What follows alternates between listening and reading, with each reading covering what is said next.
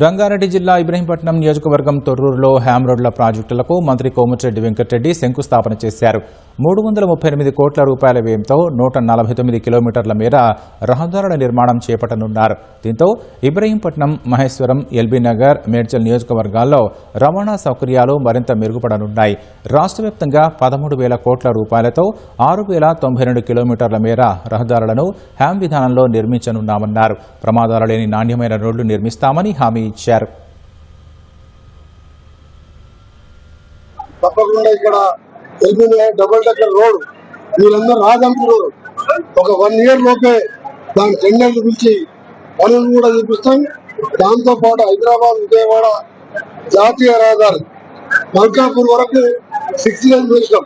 వచ్చే నెలలో 10,410 కోట్లతోని 6 ప్యాకేజీలుగా విజయవాడ వరకు ఈరోజు 6 lane గా, అలాగే 2 సర్వీస్ లైన్ ఆ టెండర్ ఇస్తున్నాం.